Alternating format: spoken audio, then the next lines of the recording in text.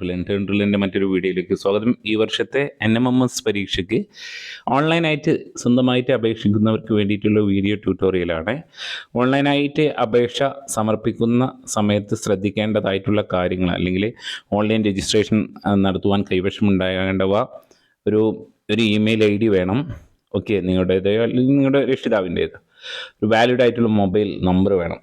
Okay, പിന്നെ അതുപോലെ തന്നെ വരുമാന സർട്ടിഫിക്കറ്റ്, ഇൻകം സർട്ടിഫിക്കറ്റ് വേണം. ആനുവൽ ഇൻകം സർട്ടിഫിക്കറ്റ് രക്ഷിതാവിൻ്റെ, അത് PDF ഫോർമാറ്റിലായിരിക്കണം. 100 KB താഴെ അതിൻ്റെ സൈസ്. ഓക്കെ, PDF ഫോർമാറ്റിൽ സ്കാൻ ചെയ്തത്. ഓക്കെ, ദെൻ SC ST വിഭാഗക്കാർക്ക് ജാതി സർട്ടിഫിക്കറ്റ്, അതും 100 KB PDF ഫോർമാറ്റിലാണ്. ഇനി ഡിസേബിൾഡ് ആയിട്ടുള്ള കാൻഡിഡേറ്റ് ആണെങ്കിൽ അവർ 40% കുറയാത്ത ഡിസബിലിറ്റി ഉള്ള ആൾക്കാരാണെങ്കിൽ അതിൻ്റെ ഒരു മെഡിക്കൽ ബോർഡിൻ്റെ സർട്ടിഫിക്കറ്റ്, അതും 100 KB PDF ഫോർമാറ്റിൽ. ദെൻ ഈ എടുത്തിട്ടുള്ള നിർദ്ദിഷ്ട മാതൃകയിലുള്ള പാസ്പോർട്ട് സൈസിലുള്ള ഫോട്ടോ ആണ്. അത് CD-യിലോ പെൻഡ്രൈവിലോ ആപ്പിൽ അല്ലെങ്കിൽ മറ്റിലോ കയറ്റിയിട്ട് ആണ് അപ്ലോഡ് ചെയ്യേണ്ടത്. അതിൻ്റെ പിക്സൽ പറഞ്ഞിട്ടുണ്ടായിരുന്നു 150 200 സൈസിലാണ്.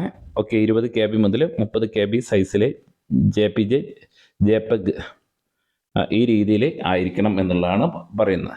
അപ്പോൾ ഇതാണ് നിങ്ങൾക്ക് ആവശ്യമായിട്ടുള്ളത്. ഓക്കെ, ദെൻ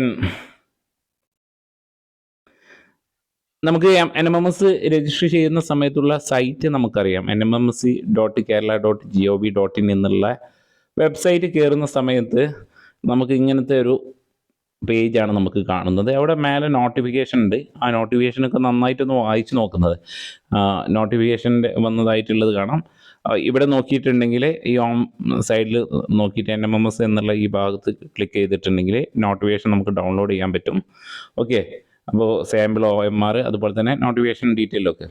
അപ്പോൾ ആദ്യമായിട്ട് നമ്മൾ രജിസ്റ്റർ ചെയ്യുന്നതിന് പുതിയ അപേക്ഷകർ ഹോം പേജിലെ കാൻഡിഡേറ്റ് ലോഗിനിൽ താഴെ കാണുന്ന കാൻഡിഡേറ്റ് ലോഗിനിൽ new candidate login registration, new candidate register now എന്നുള്ള ഇതിൽ ക്ലിക്ക് ചെയ്യുന്ന സമയത്ത് നമുക്ക് ഒരു വിൻഡോ തുറന്നു വരും. അപ്പോൾ ആ വിൻഡോയിൽ നമ്മൾ ശ്രദ്ധിച്ച് നമ്മുടെ യൂസർ ID പാസ്വേഡൊക്കെ നമുക്ക് സൂക്ഷിച്ച് വെക്കാനുള്ള. അപ്പോൾ അതിന് ആദ്യമായിട്ട് നമുക്ക് വാലിഡ് ആയിട്ടുള്ളൊരു ഇമെയിൽ IDയും അതുപോലെ തന്നെ നമ്മുടെ മൊബൈൽ നമ്പറും, ആ മൊബൈൽ നമ്പറിലേക്കാണ് നമുക്ക് ആ യൂസർ IDയും പാസ്വേഡും കാര്യങ്ങളൊക്കെ വരുന്നത്. അപ്പോൾ ആദ്യം നിങ്ങൾ ന്യൂ രജിസ്ട്രേഷൻ എന്നുള്ള ഇത് ക്ലിക്ക് ചെയ്ത് കഴിഞ്ഞാൽ ഇങ്ങനെ ഒരു വിൻഡോ തുറന്നു വരും. അവിടെ നിങ്ങളുടെ ഫുൾ നെയിം, അതുപോലെ തന്നെ date of birth, email ID, mobile number, അതുപോലെ തന്നെ മൊബൈൽ നമ്പർ കൺഫേം ചെയ്തതിന് ശേഷം രജിസ്റ്റർ എന്നുള്ളത്. ഓക്കെ, രജിസ്റ്റർ ചെയ്യും. അപ്പോൾ നിങ്ങൾ രജിസ്റ്റർ എന്നുള്ള ഇതിൽ ക്ലിക്ക് ചെയ്യുന്ന സമയത്ത് നിങ്ങൾക്ക് നിങ്ങളുടെ കൊടുത്തിട്ടുള്ള മൊബൈൽ നമ്പറിലേക്ക് ഒരു ലോഗിൻ ചെയ്യുന്നതിനുള്ള ഒരു യൂസർ നെയിമും അതുപോലെ തന്നെ ഒരു പാസ്വേഡും നിങ്ങൾക്ക് ലഭിക്കും. ഒരു പാസ്വേഡും ഡിഫോൾട്ട് ആയിട്ടുള്ള ഒരു പാസ്വേഡും കിട്ടും. ഓക്കെ, അങ്ങനെ നിങ്ങൾ ലഭിച്ചിട്ടുള്ള യൂസർ നെയിമും പാസ്വേഡും ഉപയോഗിച്ചിട്ട് കാൻഡിഡേറ്റ് ലോഗിൻ, നേരത്തെ കാണിച്ചിട്ടുള്ള യൂസർ നെയിമും പാസ്വേഡും ഇവിടെ നൽകിയിട്ട് നമുക്ക് ലഭിച്ചിട്ടുള്ള മൊബൈലിൽ വന്നിട്ടുള്ള യൂസർ നെയിം, പാസ്വേഡ് എന്നിവ ഇവിടെ കൊടുത്തതിന് ശേഷം ലോഗിൻ ചെയ്യുക. ക്യാപ്ച കോഡൊക്കെ അടിച്ചതിന് ശേഷം ലോഗിൻ ചെയ്യുക. അങ്ങനെ ലോഗിൻ ചെയ്യുമ്പോൾ നമ്മൾ എത്തിച്ചേരുന്നത് ഇങ്ങനെ ഒരു വിൻഡോയിലേക്കായിരിക്കും. ഓക്കെ, വിൻഡോയിൽ ലോഗിൻ ചെയ്യുന്ന സമയത്ത് നമുക്ക് കിട്ടുന്നത്, അപ്പോൾ നമ്മൾ ആദ്യം കൊടുത്തിട്ടുള്ള ഒരു പേരും അഡ്രസ്സും കാര്യങ്ങളൊക്കെ ഇവിടെ വരുന്നതായിരിക്കും. ഓക്കെ, നമ്മൾ കൊടുത്തിട്ടുള്ള പേര് ഇവിടെ ഉണ്ടാവും, നമ്മുടെ പേര് ഇവിടെ ഉണ്ടാവും, നമുക്കൊരു ആപ്ലിക്കേഷൻ നമ്പർ ഉണ്ടാവും, അതുപോലെ തന്നെ നമ്മുടെ മൊബൈൽ നമ്പർ ഇവിടെ ഉണ്ടാവും, നമ്മുടെ ഇമെയിൽ ID ഇവിടെ ഉണ്ടാവും, നമ്മൾ ലോഗിൻ ചെയ്ത ടൈപ്പും കാര്യങ്ങളൊക്കെ ഇതാണ്. ഇത് മുതൽ നമ്മുടെ ആപ്ലിക്കേഷൻ സ്റ്റാറ്റസ് നമുക്കിവിടെ നോക്കാം എങ്ങനെ ആയിട്ടുണ്ട് എന്നുള്ളത്. ഇതൊന്നും നമ്മൾ കൊടുത്തില്ല, ബേസിക് ഡീറ്റെയിൽസ് കൊടുത്തിട്ടില്ല, റീസെൻറ്റ് ഫോട്ടോസ് ഒന്നും നമ്മൾ സബ്മിറ്റ് ചെയ്തിട്ടില്ല. നമ്മളതിന് തുടങ്ങുകയാണ്. ഓക്കെ, അപ്പോൾ നമുക്ക് ആദ്യമായിട്ട് നമ്മുടെ ബേസിക് ഡീറ്റെയിൽസ് ആണ് ആദ്യമായിട്ട് കൊടുക്കേണ്ടത്. ഓരോ സ്റ്റെപ്പ് ബൈ ആയിട്ടാണ് കൊടുക്കുന്നത്. ഓക്കെ, ബേസിക് ഡീറ്റെയിൽഡ് ആണ് ആദ്യം നമ്മൾ കൊടുക്കേണ്ടതായിട്ടുള്ളത്.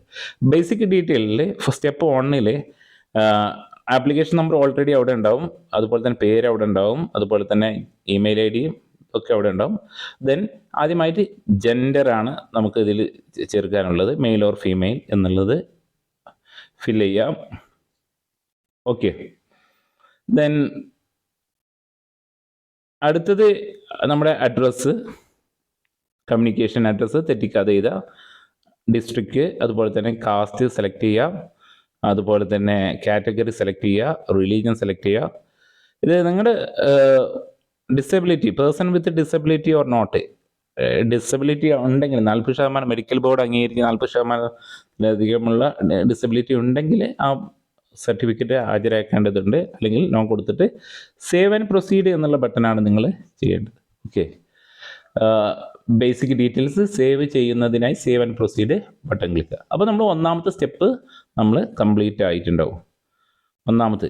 ഇനി രണ്ടാമത്തെ സ്റ്റെപ്പിലാണ്. രണ്ടാമത്തെ സ്റ്റെപ്പ് കഴിഞ്ഞാൽ രണ്ടാമത്തെ സ്റ്റെപ്പിലേക്ക് നമ്മൾ സമീപകാലത്ത് എടുത്തിട്ടുള്ള ഫോട്ടോഗ്രാഫ് നമ്മൾ എന്തായാലും പാസ്പോർട്ട് സൈസിലുള്ള ഫോട്ടോ അപ്ലോഡ് ചെയ്യുക. 150x200 പിക്സൽ വലുപ്പത്തിൽ 20 KB മുതൽ 30 KB വരെ ഉള്ള JPEG, അതുപോലെ തന്നെ JPG ഫോർമാറ്റിലുള്ള. അപ്പോൾ ഇവിടെയാണ് നമ്മൾ ആ ഫയൽ ചൂസ് ചെയ്ത് ഇവിടെ അപ്ലോഡ് ചെയ്ത് സേവ് ആൻഡ് പ്രൊസീഡ് കൊടുക്കുക. അപ്പോൾ നമ്മൾ രണ്ടാമത്തെ സ്റ്റെപ്പും നമ്മളിത് കഴിഞ്ഞു എന്നുള്ളതാണ്. ദെൻ മൂന്നാമത് വളരെ സിമ്പിളായിട്ട് നമ്മുടെ ഫാമിലി ഡീറ്റെയിൽസ് ആണ് എഴുതാനുള്ളത്. നമ്മുടെ അച്ഛൻ്റെ പേര്, then father's occupation, mother's name, mother's occupation, guardian അങ്ങനെ ഏതെങ്കിലും ഉണ്ടെങ്കിൽ അതിൽ ഫാദറോ മദറിനോ വെച്ചാൽ മതി.